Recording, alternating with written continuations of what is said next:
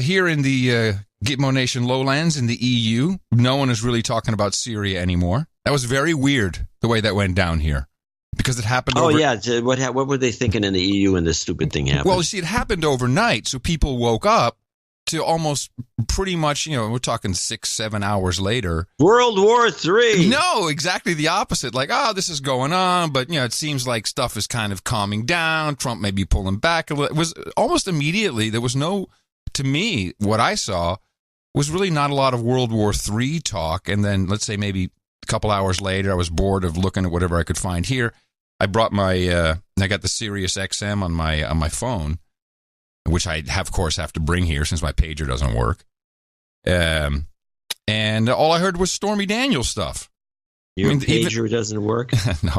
Gee, how could that be? The pager, it doesn't connect to the pager network in Europe. I'm so surprised. What's it called? The sex pager? Was the phrase? No. The pager? We got some. You use some phrase about the pagers, got everybody all a tizzy. Stormy Daniels, yeah. Well, they're preoccupied over there. If you remember the way the British government operates, but I'm talking. That was U.S. I was listening to CNN, and all I got was Stormy news. Well, that's not what we've been getting over here. We've been getting too much analysis of the event, why it took place. Everybody's all gung ho, and then. Some analysis of the poisoning. It turns out you got that data. The nerve agent used in England turns out to be something from World War I. Yeah, no, I didn't hear that one yet. No, I didn't. What about that? Well, what it turns out those guys, the guy that we have, the guy that works for the chemical weapons operation, OPCW. Yes, OPCW. Yeah, whatever that is. Yeah. Yeah, he who told us it was a gag order. Well, apparently they were given they were allowed to do a report on the chemical that was used in England, right? And they found it to be BZ, which is some old thing from 1909, and they could find none of this Russian stuff in it. But when the report came out, they left all those details out.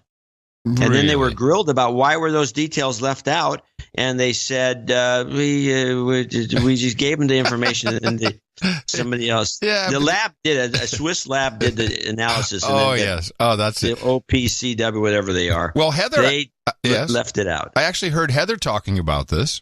I got a couple of short clips, and Matt is egging her on again. Although I don't think that's in all of these clips, but Matt Lee is definitely needling her a bit. Here's the bit about the OPCW that they're not, of course, I think the inspectors were supposed to be boots on the ground when we started sending missiles, and we're just not waiting for the OPCW. We believe we know who is responsible for this. We believe we know that chemical weapon was used. We will still wait for the OPCW, the OPCW will still formulate its facts and its findings, but that still does not determine, the OPCW does still not determine the responsibility. They just determine the substance. There won't be any action taken.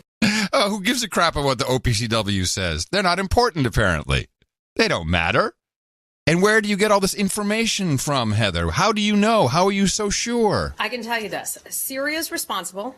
We are all in agreement. I've also seen... We're all in agreement. We're all in agreement on this, ladies and gentlemen. Syria is responsible. The Secretary of Defense's remarks as well. We are assessing various sources.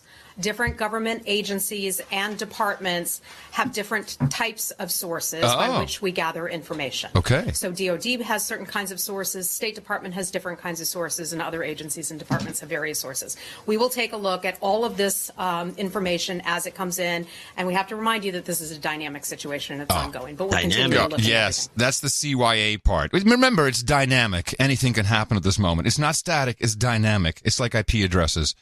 But it's like we're in a time warp, and was about a year ago. We're going back to that thing, if you recall, the Geneva process. Do you remember this? No.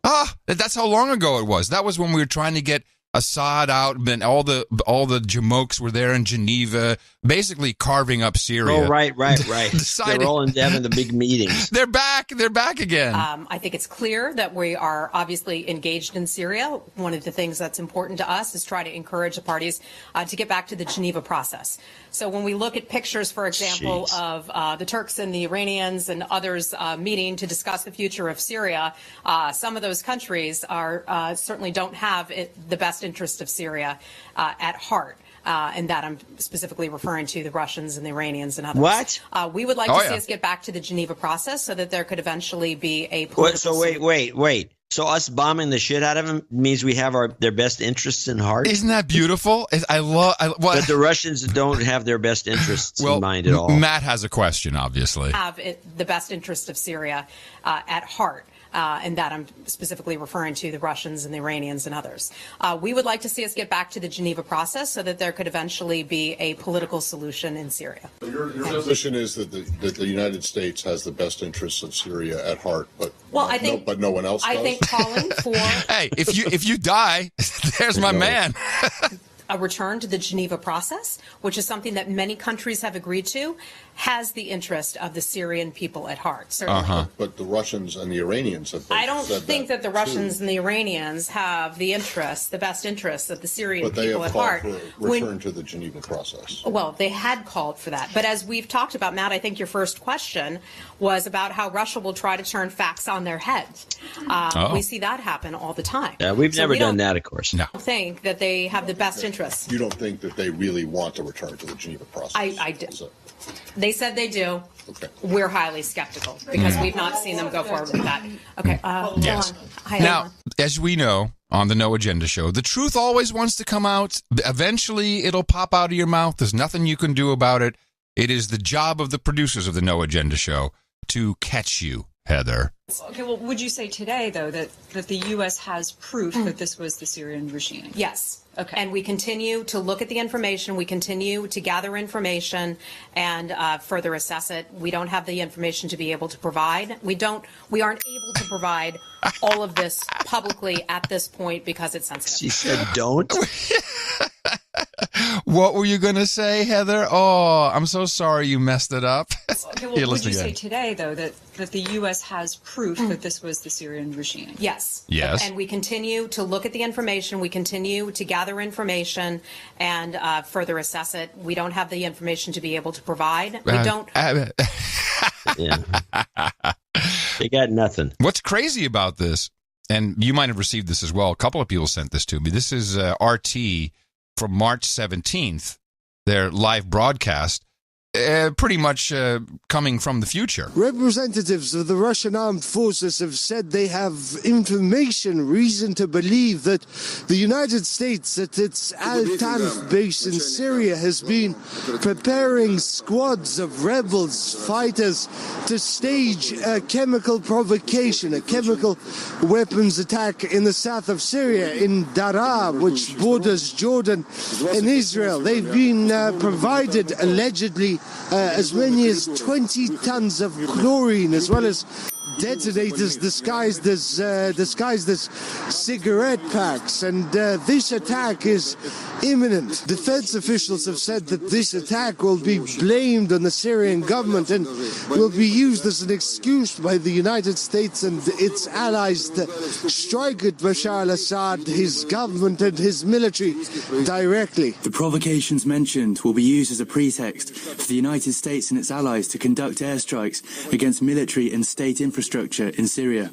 We're seeing that such strikes are being prepared by warships in the Mediterranean, the Red Sea, and in the Persian Gulf. At the same time, speaking in Astana, Sergei Lavrov, the Russian foreign minister, said that the Syrian conflict is beginning to look less like a proxy war than a direct confrontation. There are US special forces on the ground. They are no longer denying this. They are accompanied by the British, French, and special forces from other countries.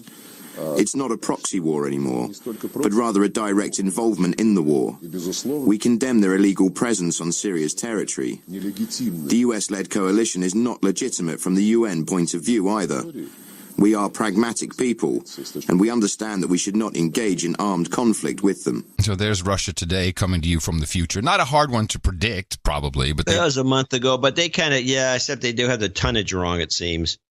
Well, you know, what we're learning more and more about is... Before you go on, I want to mention that we have two conflicting trend lines here. One is that they did something, and the other line is they did nothing, and the whole thing was staged. Right. Well, I'm pretty convinced this was a staged. It was a false flag, I guess we'd call that.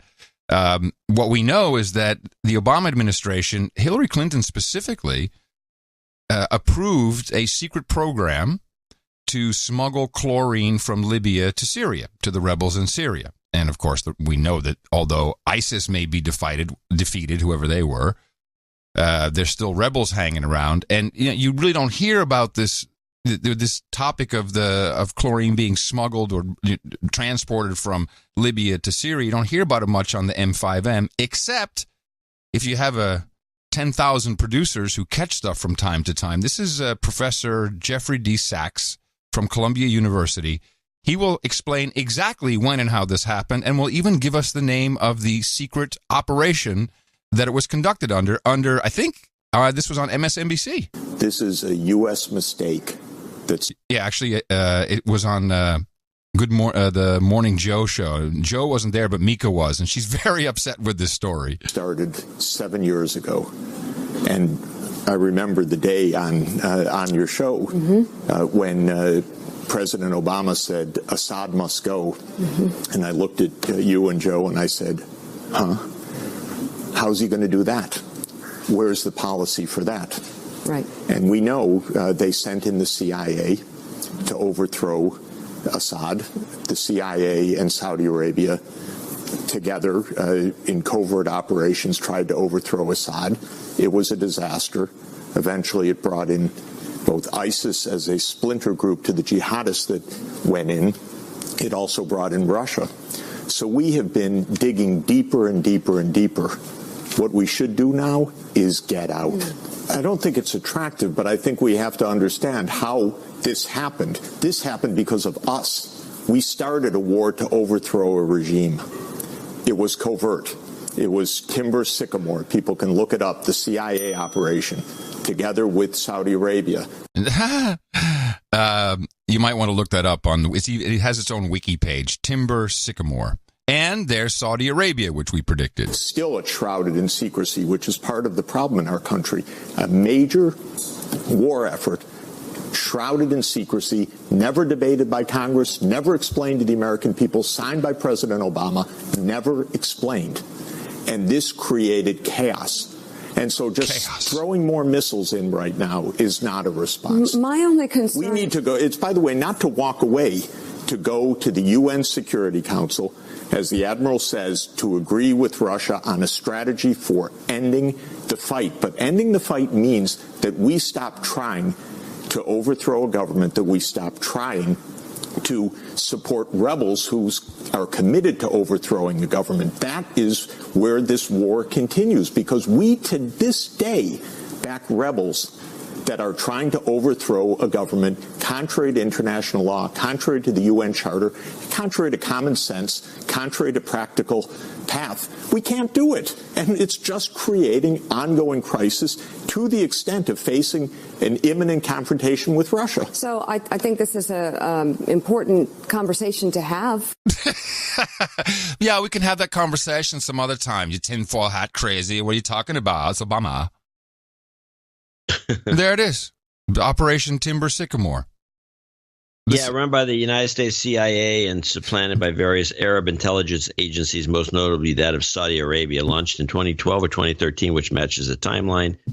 It supplied money, weaponry, and training.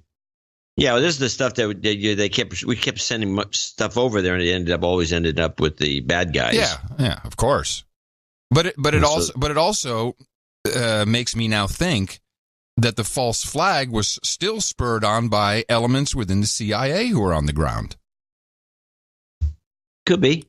I mean, it's their operation. I don't think it was ever. What does it say that it was? Yeah, they're always closed? trying to make up for their mistakes when they screw something up. And now that Pompeo is gung ho they haven't.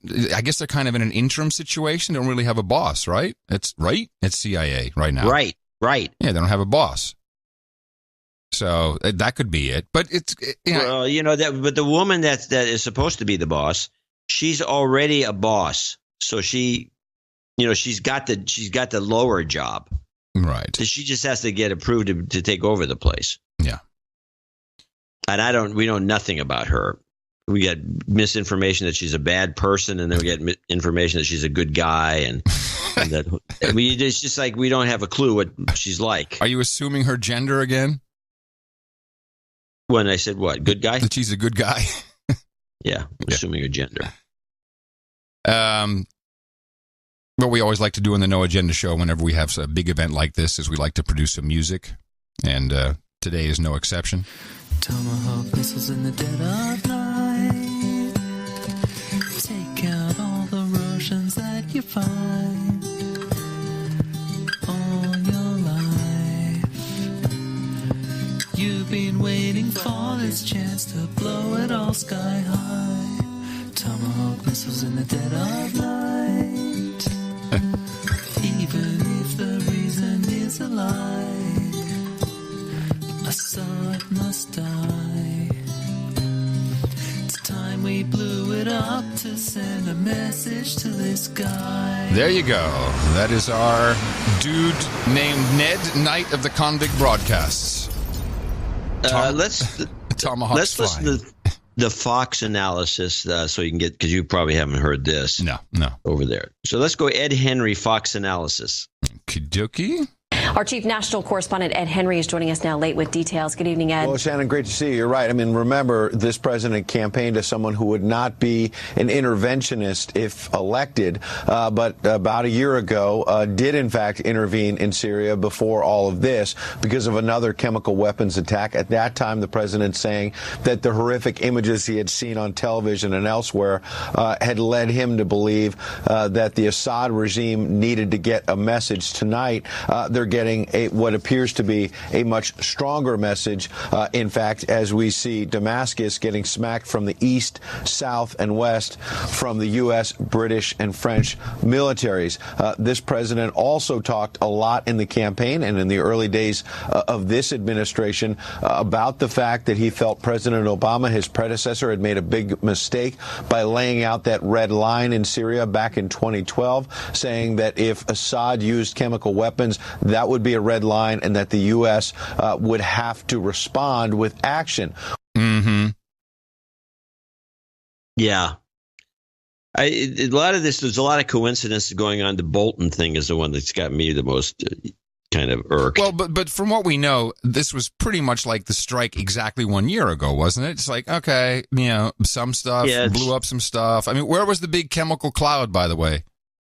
I know. Why would you blow up a chemical? Is that floating over Europe at any point? Should I be worried about the big explosion from the chemical stuff they blew up, or am I just thinking simplistically? You're thinking simplistically. They had one of the guys. Apparently, that was a research facility. One of the main things they blew up, and they had one of the top guys there walking through it on one of the shows. I don't have a clip, and he's just lamenting the fact that said two things. One, there was no chemical weapons here, and if there were, why would you bomb them? All the things you want to do. That's not exactly. Yeah. Well, that's the logic that nobody's discussing. Well, the people who try to discuss it, we already had an example of that of the former UK ambassador on the previous episode. There's another example out there of a former British commander in Iraq who tried to lay the same story out on Sky News this time instead of BBC. What we've heard from either Sergei Lavrov or indeed the Russian ambassador has made it more difficult for the UK to launch any kind of attack without putting it to Parliament. Yeah, I think quite apart from all that, the debate that seems to be missing from this is, and this was actually mentioned by the ambassador, was what possible motive might have triggered Syria to launch a chemical attack at this time in this place. The Syrians are winning. Don't take my word for it. Take the American military's word for it. General Virgil, the head of CENTCOM, he said to Congress the other day, Assad has won this war, and we need to face that. So, and then you got last week the statement by Trump, or the tweet by Trump, that America had finished with ISIL and we were going to pull out soon, very soon. And then suddenly you get... Okay, I'm very sorry. You've been very patient waiting for us, but we do need to leave it there. I'm very sorry. Thank you very much indeed. More to come on Sky News. Do stay tuned. Very sorry. You've been very patient. Thank you very much. We have to leave it there. I guess we don't need this bull crap. Out. What was the... I looked for it. I couldn't find your clip from the last show about... You were really irked about it, too. The journalist who said that there have been dozens. Oh, yes, the dozens. Do you remember what that was titled? Because it wasn't... there was no dozens in the title. Do you remember what that might have been? If you can read me the clip list real quick, I can tell you exactly which one it is. Yeah, I could probably read you the clip list. Hold on. Here this is beautiful. I can actually do this. I look under JCD clips. All right. I have, I still have the 23andMe Redux, which you gave me again today. CNN rating low, EPHA, escalation potential, Facebook, Harvard, insane homeless, PBS, dead Palestinians, sexual harassment.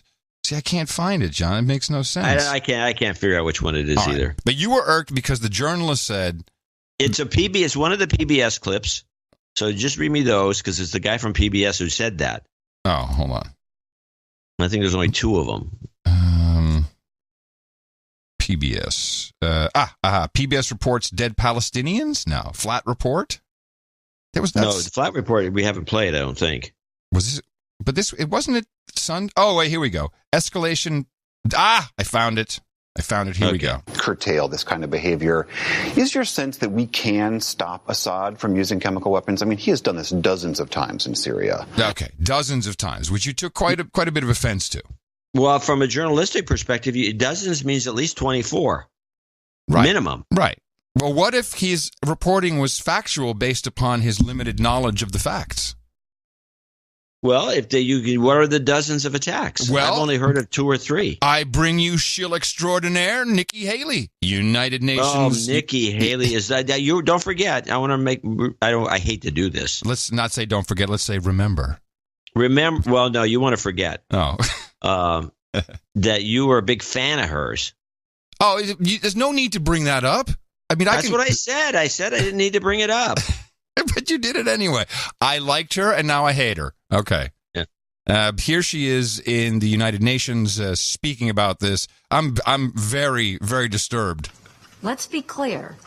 Assad's most recent use of poison gas against the people of Douma was not his first, second, third, or even 49th use of chemical weapons. The United States... How come this has not been reported? He did. Your guy reported dozens of times. Yeah, well, that's where he got it from. Apparently the same talking points. I never heard this. You think that they ought to get this guy. They're trying to screw him. They're trying to get him out of there. They're trying to do anything to ruin his reputation and kill him if they can. And if he did something 49 times, you think that somebody might want to mention it? It gets better. Chemical weapons. The United States estimates that Assad has used chemical weapons in the Syrian war at least 50 times. Public estimates are as high as 200. 200! Can I hear 225? Do I hear 225, 225, 225, do I hear 250, 250?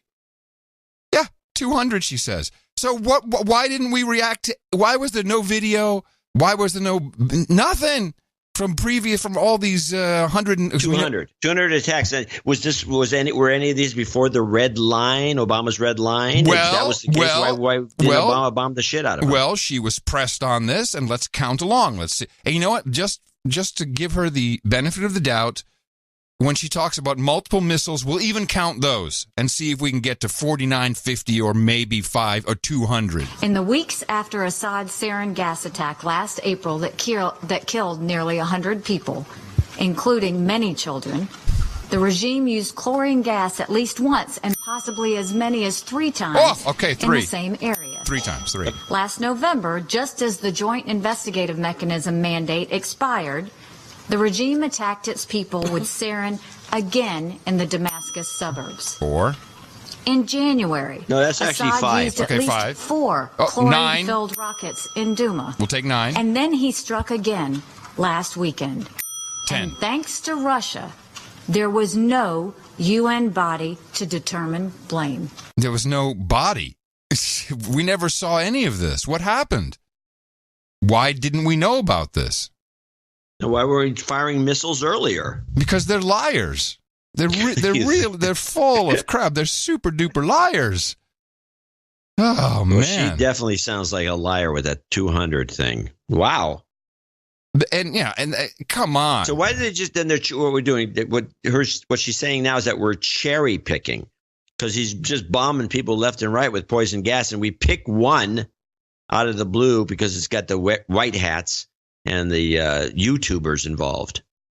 Well, and we bomb the shit out of them. But we should have been bombing the shit out of them all along, or not. I mean, the only other plausible theory. Someone's ringing the bell. That's odd. The only other plausible theory is that maybe we never had the goods on these 199 other times. And we don't have the goods on this one. Well, we have some goods. We got a little bit. No, we got media. A fake video. And we got the media talking about it. Maybe the media just didn't care about reporting on it back then. I don't know. And then, of course, we have Trump's tweet, and this has got to be trolling of the highest order to add mission accomplished. I didn't see that. Oh, tweet. yeah. He said, great job, everybody. Perfect execution. Fabulous. Woo! We're all fantastic. And at the end, mission accomplished. Yeah. To give the needle to Bush? I don't know, but they brought in my favorite former Secretary of State, William Cohen. And he's my favorite because he's the guy that admitted to us having Secretary of Defense, I think. State or Defense? No, he's not state. No, it's Defense. No, wait. Well, now it might have been. Now I know. Okay, let's go check it out. But I think it was state. The William Cohen is the guy who said, there's lots of weapons. People control the weather. They can create earthquakes. Earthquake machines are real. Right. Your buddy. Yeah, this guy. So they bring him in to talk about everything that's going on, the coincidental timing of the event, and his response to Trump's tweeting. Of course, President Trump's strikes on Syria last night come at a time of personal and political crisis, a special counsel investigation and a criminal investigation into the president's personal lawyer. These twin challenges have drawn comparisons to 1998. President Bill Clinton responded to al-Qaeda attacks with an airstrike on Sudan. On the same day, Monica Lewinsky was to appear before a grand jury to give testimony about her affair with President Clinton. The U.S. Secretary of Defense at that time was William Cohen, who joins us. Mr. Secretary, I want to note, as someone who's a reporter then, that there was a lot of skepticism about the timing of those attacks. They turned out to be justified. How do you feel about President Trump's decision last night? Well, I think it was justified. I did question both the means in which he communicated his intent and the message that went out to the Russians and the Syrians and the Iranians. Namely, it went out as a taunt. And I've tried to indicate in some of my past appearances that, the NFL bans taunting for a good reason. And I think at the presidential level, taunts are unwarranted because they can produce a backlash or a reaction. I'm not sure how he does that or why, to make a comparison with NFL taunting and then taunting world leaders. I don't know. It's like it's just off the wall. Well, you want to hear off the wall? I mean, let's get an idea of Dimension B. Well, first of all, Katie Turd, but she's on MSNBC today. And who the hell did she have call in? She kind of has her own show there. Well, here's one of her fabulous guests who, of course, is all in on I hate Trump. War was a terrible idea. We should have never gotten into it. Do you think that the advisors he has in place right now are going to change his mind on that sort of thing, or he's going to change their mind on that sort of thing? I don't think he actually has a mind. I think he basically is very venal. He's looking to get himself through to the next day and put as many dollars into his bank account as he possibly can. I think this man is a danger to the United States of America. Yep. Ambassador Joe Wilson, thank you very much. We appreciate and your that's time. Ambassador Wilson. He has to cuss. Yeah, listen. We'll get invited back. You can't go on those shows and just drop a fuck you bomb. Listen to her. But he also is like, the president has no mind. You know, yeah, venal. What does venal mean, actually? How it means you're just out for yourself. It's at a kind of a base level, at like you're. It's a good word to throw in from time to time. Well, here's Katie's apology for what just happened. The United States of America. Ambassador Joe Wilson, thank you very much. We appreciate your time. I'm sorry for the vulgarity right there. I apologize for the profanity. But these are serious times. Yeah, Ambassador, thank you so much for calling in. Bye-bye, thank you. NBC's Kelly O'Donnell is at the White House. Okay, here's venal. Showing or motivated susceptibility to bribery.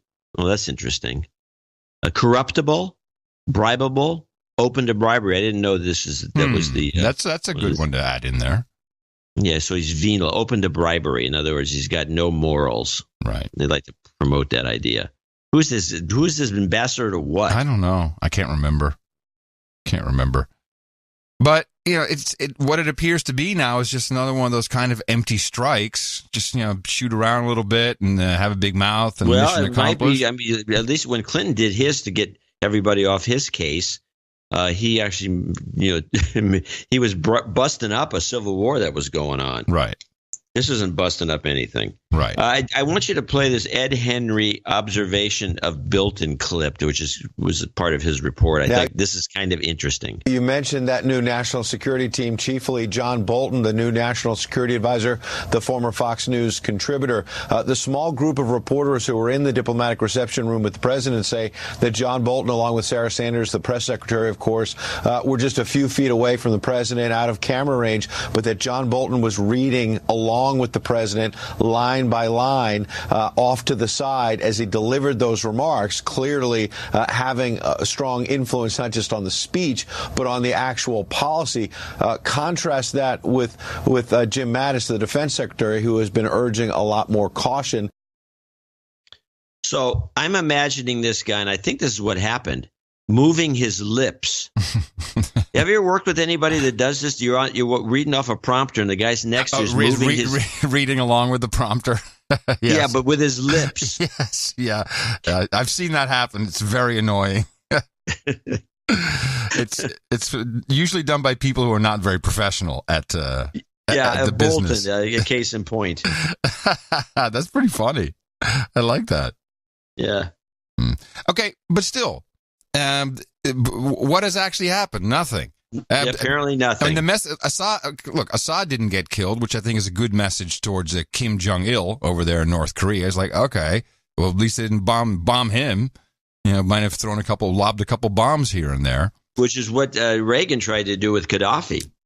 Oh, well, we know how it ended up with Gaddafi if you trust people.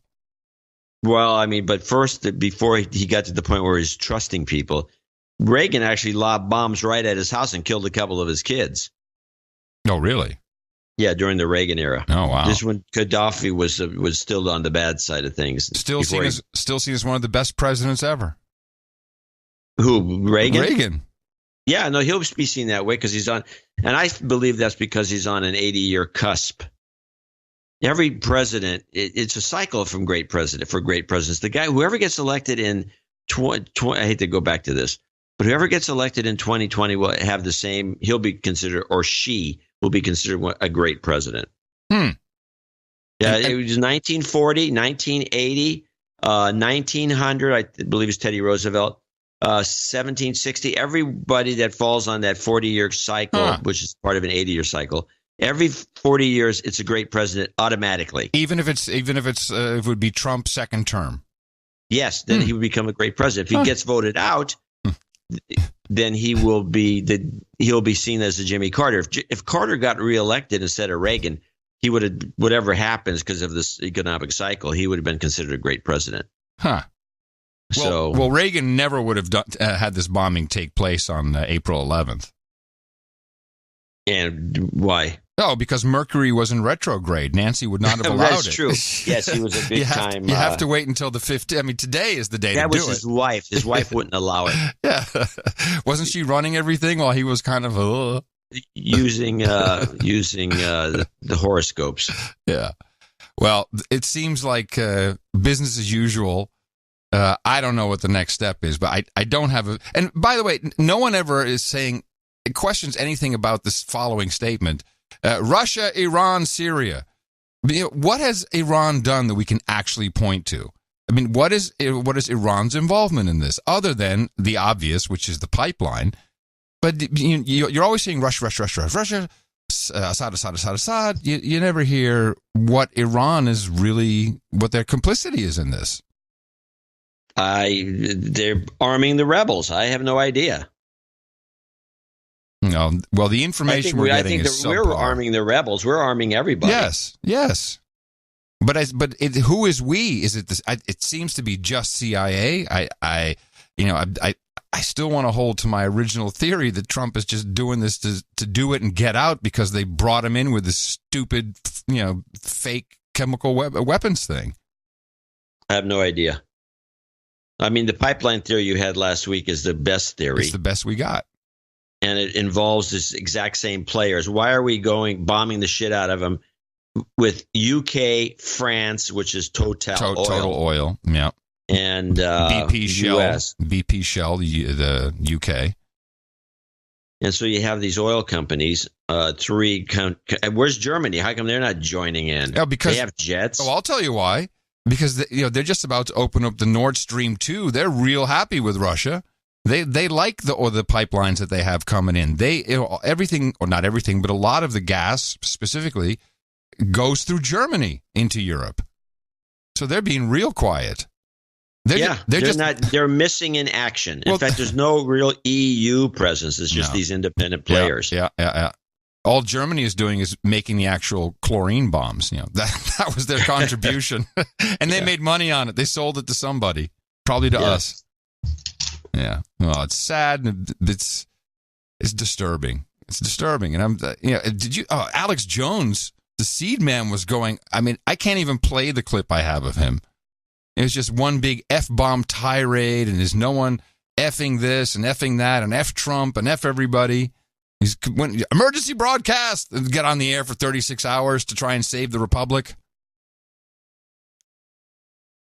Wow. Yeah. I missed that. How could you? It was 36 hours. No, but this, I mean, it's just going completely insane.